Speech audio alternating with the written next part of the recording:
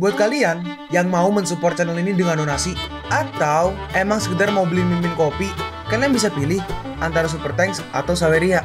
Gue sih nggak masalah kalian pilih yang mana. Cuma kalau bisa lewat Saweria aja. Soalnya kalau YouTube potongannya gede 30%. Kalau Saweria cuma 5%. Untuk link Saweria kalian bisa klik aja di atas kanan nih, atau bisa cek di kolom deskripsi. Tapi kalau mau support gak harus donasi kok. Dengan kalian nonton sampai habis dan memberikan like pada video ini, itu udah ngebantu banget buat support channel ini. Oh iya, kalian juga bisa join nih ke grup Telegram komunitas cerita manhwa yang baru. Untuk linknya gue tampilin di layar ya. Tapi kalau malas ngetik, cek aja kolom deskripsi. Di sana kalian bisa sharing nih topik seputar manhwa dan kawan-kawan, dan juga ketemu teman baru. Kalau mau info terbaru dari Mimin, misalnya upload kapan atau misalnya ada telat upload, Mimin pasti akan langsung infokan di Telegram. Makanya jangan lupa join ya. Gak perlu berlama-lama lagi, kita mulai aja ceritanya. Terus di sini ada sepupu yang satu lagi nih guys, yang cowok. Lalu bagaimana kalau ini? Oke, lihatlah kartu-kartu ini selama 1 menit dan coba mengingatnya. Setelah itu, coba cari sebutkan sesuai urutan dari kiri ke kanan. Kau bisa kan? Cari menjawab, bisa. Bolehkah cari langsung menyebutkannya? Apa? Cari sudah mengingat semuanya? Iya, cari mulai ya. 4 skop, as keriting, 9 hati, bla bla bla, lanjut terus. Wah, cari bentar lagi. Bibinya berkata, Bibi gak boleh meremehkan Cairin. Kok bisa anak yang begitu cantik dan imut, pintar sekali? Cihu menjawab, bahkan Cairin punya klub penggemar juga. Bukankah menakjubkan? Hah? Klub penggemar? Apa Cairin sungguh sepopuler itu? Cihu menjawab, iya, dia senang semua orang menyayanginya seperti seorang adik. Si sepupu berkata, baiklah, kalau begitu karena kartu sudah kita keluarkan, ayo kita bermain poker. Bagaimana jika bertaruh masing-masing 10.000 won? Cairin menjawab, poker? Cairin mau main juga? Cium bertanya, Cairin, kau tahu cara bermain poker? Iya, Cairin pernah melihatnya di TV sekali. Benarkah permainan ini lebih ke arah adu psikologi daripada siapa yang lebih pintar loh? Apa yakin Cairin bisa? Iya, itu adalah bidang di mana Cairin paling percaya diri. Cium merespon, benar juga. Karena Cairin bisa melakukan apa aja, dia pasti jago poker juga. Cairin merespon, percaya aja pada Cairin. Dalam hati Cihun, ya aku memang berkata begitu. Tapi jika dia beruntung, dia mungkin bisa menang sekali atau 2 kali. Apa seorang anak kecil benar-benar bisa mahir dalam adu psikologi? Dan jeng jeng, Cairin menang lagi di sini. Waduh, straight flush. 2, 3, 4, 5, 6 hati semua. Cairin menang lagi. Wah, dia ini benar-benar paket lengkap sebagai seorang putri. Sepupunya yang cewek menambahkan, sudah gue sedikit sedikit salfok sama bajunya. Now balance. Knock off. Sepupu yang cewek menambahkan, sudah begitu aja. Pada saat Cihun Opa terkena bad hand tadi, dia langsung menyerah. Dia pasrah menghindari pertarungan yang kotor. Itu BTW, bad hand tuh berarti tuh kartunya jelek gitu. Kayak contoh, kartu jelek tuh di poker tuh kayak 7/2. Lu dapet 7/2 tuh, itu kartu terjelek dalam poker ya. 7 deuce dan lain-lain lah, kalau main poker pasti ngerti. Tapi Cairin tetap tersenyum dari awal sampai akhir. Jadi sulit untuk tahu dia itu punya kartu yang bagus atau yang buruk. Cihun bertanya, kok Cairin bisa sejago ini dalam adu psikologi? Cairin menjawab, iya, Cairin mempelajari sedikit psikologi saat papa wajib militer. Nah, ini semua untuk Cairin. Kan ngebet kan, jadi duitnya dikasih Cairin. Cairin merespon, hehe, terima kasih.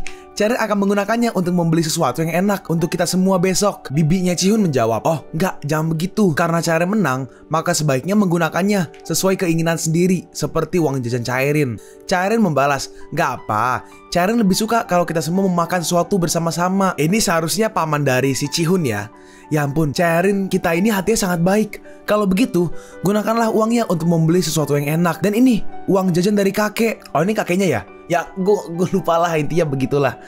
Apa ini nggak apa-apa Cairin terima? Ya, hal-hal baik terjadi jika Cairin punya hati yang baik. Jadi ingatlah, Cairin harus tetap menjadi baik dan berbudi luhur saat tumbuh dewasa nanti. Paham? Baik, makasih kakek. Dan akhirnya Cairin pun pergi ke Cihun. Mengemaskan sekali. Sebuah harta karun yang berharga telah datang ke rumah kita. Gue nggak tahu soalnya sebutannya.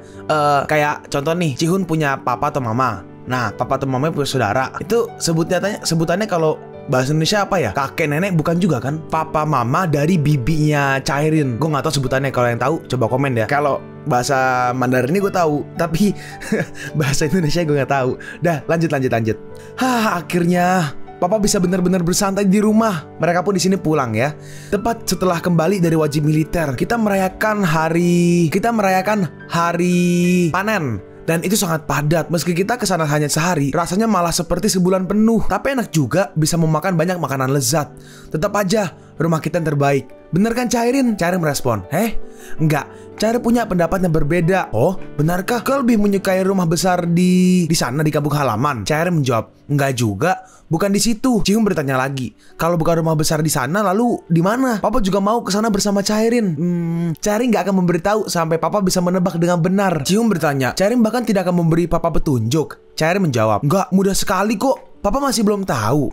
Ayolah, kasih Papa satu petunjuk aja, oke? Petunjuknya itu adalah tempat yang Cairin kunjungi setiap hari. Itu aja. Dalam hati Cihun, tempat yang Cairin kunjungi setiap hari. Dan itu mudah sekali. Aku nggak kepikiran apapun. Sepertinya ini tebakan mudah hanya dari perspektif Cairin aja. Dan akhirnya sampai di kampus, di sini temennya yang kiri berkata, itu jawabannya mudah sekali bukan? Changsu menambahkan, aku aja langsung tahu itu apa. Cihun bertanya, apa aku satu-satunya yang nggak tahu? Emangnya tempat apa itu? Temennya kanan menjawab, nggak bisa begitu. Ini adalah sesuatu yang Cihun sendiri harus tebak. Hei, jangan gitu dong. Udah, sana pikirkan baik-baik. Jawabannya mudah kok. Kami pergi dulu. Dasar berandalan. Apapun yang terjadi, aku akan mencari tahu sendiri. Feeling gue sih kayak sekolah atau kampus lah ya, feeling gue. Sekarang kita narasi. Tekad Cihun untuk mencari tahu jawabannya tidak berlangsung lama. Karena tidak lama setelah itu, ada sesuatu yang mengejutkan di laboratorium penelitian. Apa? Hasil nyata? Iya, rektor universitas meminta hasil yang nyata sebelum beliau memberikan pendanaan pada laboratorium penelitian kita. Mari kita pikirkan hasil macam apa yang bisa kita capai. Mahasiswa yang kiri berkata, bagaimana kalau kita menyelenggarakan acara promosi teknologi eksternal seperti yang diselenggarakan AlphaGo dengan mengadakan pertandingan Go? Profesor merespon, tidak, rektor nggak mau promosi eksternal. Beliau lebih menginginkan komersialisasi penerapan model AI yang telah kita kembangkan selama 3 tahun belakangan. Tapi untuk komersialisasi, kita harus diberikan kontrak penelitian dulu oleh perusahaan. Benar kan? Tampaknya kita berada dalam situasi di mana kita harus melibatkan perusahaan untuk penjualan. Cewek yang bawah kanan nih merespon, bukankah itu terlalu sulit? Jual menjual bukan ranah kita. Tiba-tiba, bagaimana jika mobil setir otomatis? Bukankah itu model AI yang telah kita kembangkan, yang saat ini paling mendekati komersialisasi? Jika kita terapkan teknologi institusi riset kita pada mobil pribadi dan kita kumpulkan hasil penerapannya dalam suatu database, mungkin di masa depan mobil setir yang sepenuhnya otomatis bisa terwujudkan. Cewek yang kanan merespon, ide bagus karena revolusi industri keempat adalah topik yang sedang hangat sekarang. Menyewa jaringan berkecepatan tinggi berbasis nasional untuk terhubung ke database seharusnya mudah. Yang kiri menambahkan, bahkan jika jumlah datanya nggak sampai segitu banyak, mungkin menyewa jaringan berkecepatan tinggi pun mungkin tidak perlu. Dengan ide yang sudah ada seperti ini, progres bisa mengalir selancar air. Kalau begitu, orang yang akan bertugas untuk ini adalah kita pilih Cihun, karena dia yang mengajukan ide ini dan sekaligus bertugas untuk mengurusnya. Bagaimana menurut kalian?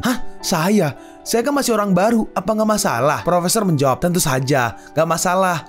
Kami akan menyediakan satu mobil untuk penelitian, jadi cobalah. Ceweknya menambahkan, saya juga akan menghubungi seseorang rekan alumni dari Shinsung Motor agar progresnya bisa agak dipermudah. Cihun bertanya, tapi bisakah saya menangani proyek yang anggarannya sebesar itu? Profesor menjawab, karena potensi untuk komersialisasi itu ada, kita akan lakukan itu. Aku kan sudah sering bilang padamu untuk percayalah pada dirimu sendiri, Cihun. Baiklah, saya akan berusaha yang terbaik untuk mengerjakan proyek ini. Proyek mobil setir otomatis yang dimulai seperti ini berjalan dengan lancar, tapi nggak lama setelah memulai penelitian, diskusi mengenai revolusi industri keempat muncul saat rapat kabinet nasional, dan perusahaan-perusahaan telekomunikasi bekerja sama dalam proyeknya secara aktif. Selain itu, berkat bantuan Oke Kyung Chul, yaitu seorang rekan alumni, jalinan kerjasama dengan Shinsung Motor juga berjalan dengan lancar. Dan aspek dari proyek ini yang paling diusahakan oleh Cihun adalah parkir otomatis. Dan ini mereka lagi ngetes ya.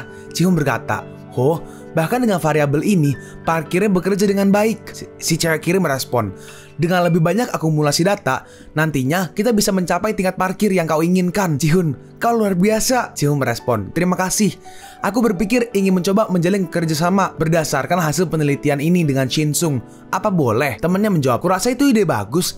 Mintalah izin dari profesor untuk melakukan itu. Dalam hati Cihun, baiklah, meski institusi riset kami tidak bergerak di bidang mobil dan daya tahannya mungkin belum terjamin, hasil di tingkat seperti ini termasuk cukup bagus. Jika kita menyajikan hasil yang baik, kemitraan pasti bisa kan? Kemitraan BTW itu kerjasama ya. Namun itu adalah pikiran Cihun yang naif. Nggak bisa. Cihun bertanya, apa karena hasilnya ada yang kurang? Ini BTW orang dari perusahaan Shinsung tadi ya. Dia menjawab, bukan, hal ini sudah diurus oleh tim penelitian dan pengembangan perusahaan kami. Menurut para atasan, kemitraan bisnis dengan institusi riset eksternal itu tidak dibutuhkan. Tapi kolaborasi kita sejauh ini kan bagus. Anggap aja ini sebagai tindakan agar seimbang. Kolaborasi ini kan dilaksanakan dalam skala yang besar.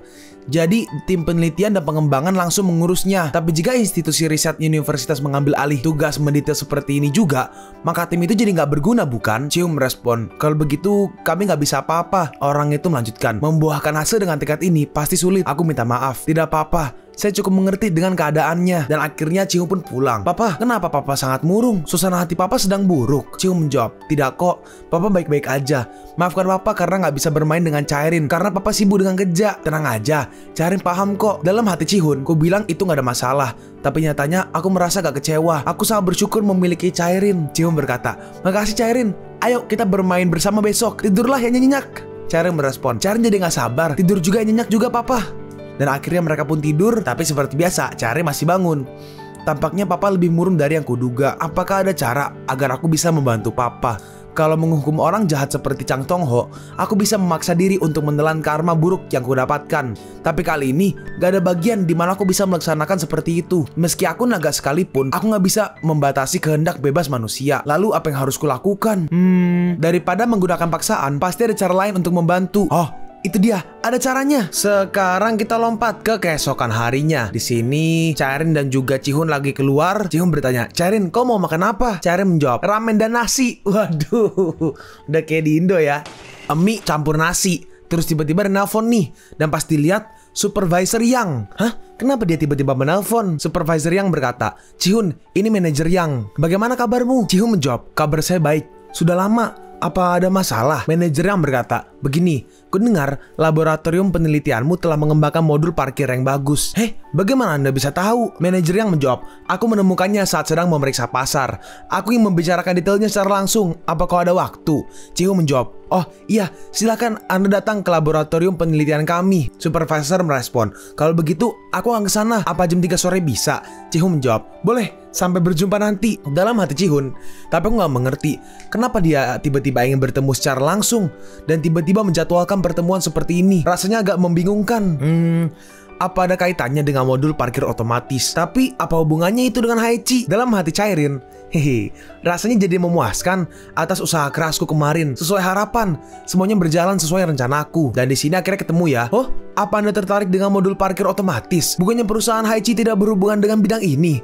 Kecuali kalian berencana ingin memasuki bisnis otomotif. Manajer Yang menjawab, iya, kali ini di bawah pimpinan Departemen Perencanaan Grup, kami memutuskan akan memasuki bisnis mobil elektrik. Saat melakukan riset, aku kebetulan menemukannya.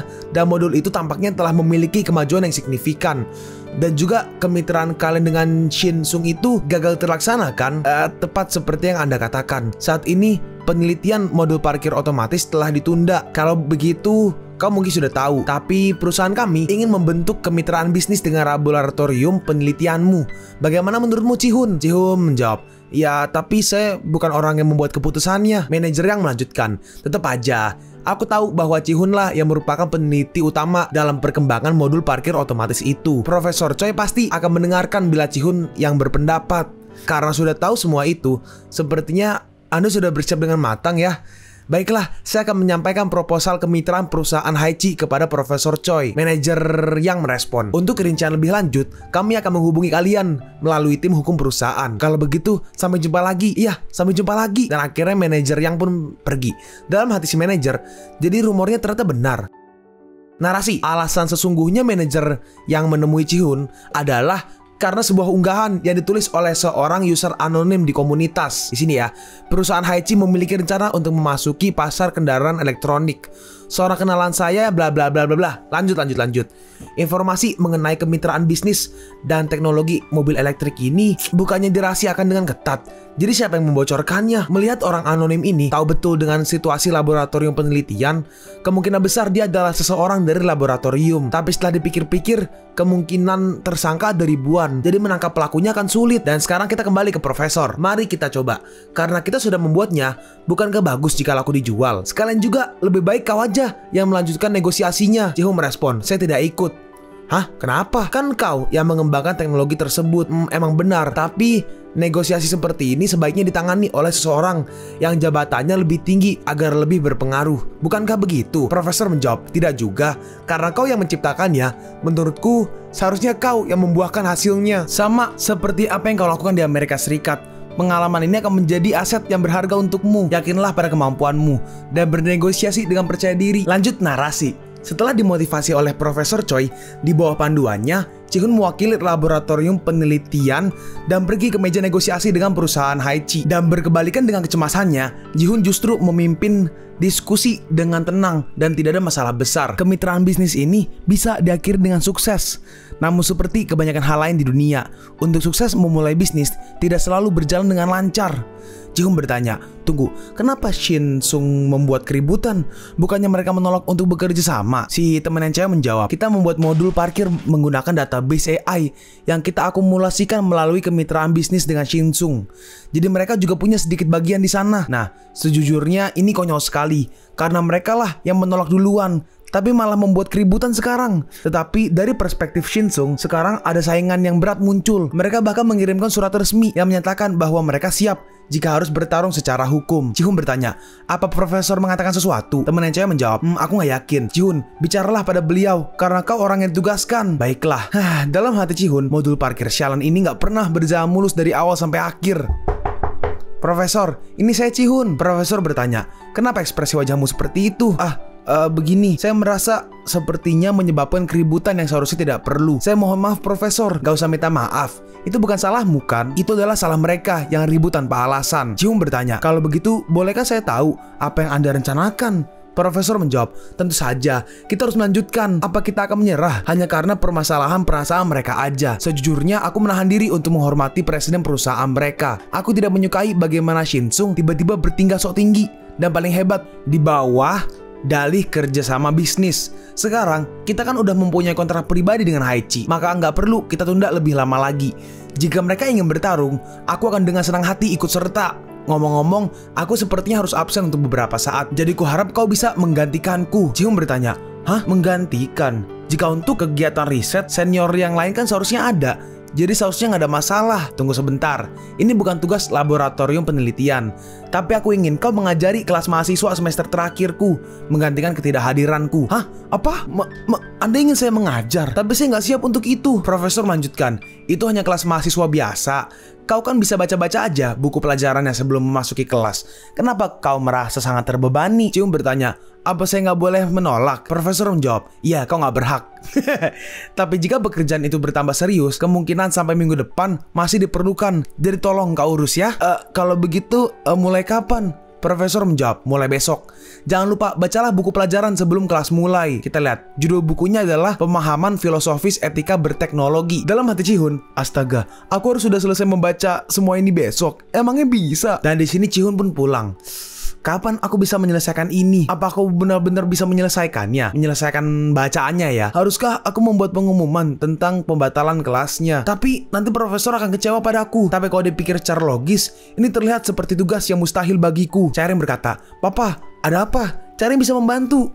Sebenarnya besok Papa harus mengajar, tapi Papa belum selesai membaca buku pelajarannya. Lihatlah ini, sangat tebal kan? Charing sudah selesai membaca buku ini. Charing ingat kok isinya. Hah? Charing sudah selesai membacanya? Iya, ketika Papa di camp pelatihan militer, kakek memberikan buku ini ke Charing. Bagaimana kalau Charing beri Papa ringkasan bukunya? Ji-hun merespon, kalau Charing bisa melakukan itu, Papa akan sangat senang. Tapi apa itu tidak apa-apa? Charing menjawab, iya, Papa tunggu aja selama 30 menit. Oke, terima kasih Charing. Dan akhirnya, tada! Ringkasan versi Charing sudah jadi. Ji-hun bertanya, wah, apakah ini sungguhan? Charing, kau emang yang terbaik. Ini adalah ringkasan terbaik yang pernah ada. Charing merespon, hehehe. Karena Charing sudah membantu Papa, sekarang ayo kita main. Papa tinggal mengingat ringkasannya dengan cepat. Ji-hun merespon, dengan cepat. Meski ini ringkasan, itu masih membutuhkan waktu untuk mengingatnya. Charing melanjutkan, tapi Charing sudah membantu Papa banyak hal karena Charing ingin bermain bersama Papa. Dalam hati Ji-hun, ya karena dia sudah melakukan sebanyak ini untukku. Sebagai seorang Papa, aku juga punya kebanggaanku tersendiri. Aku bisa mulai menghafalnya besok. Kalian pun sampai di penghujung video ini. Kalian mau tahu lanjutan chapter ini? Atau manhwa menarik lainnya? Makanya, jangan lupa subscribe biar kalian gak ketinggalan kalau gue upload video baru. Jangan lupa like, komen, dan share ke teman-teman kalian supaya channel ini bisa lebih berkembang ke depannya. Segitu dulu dari video cerita manhwa. Gua Sabik undur diri. See you on the next video.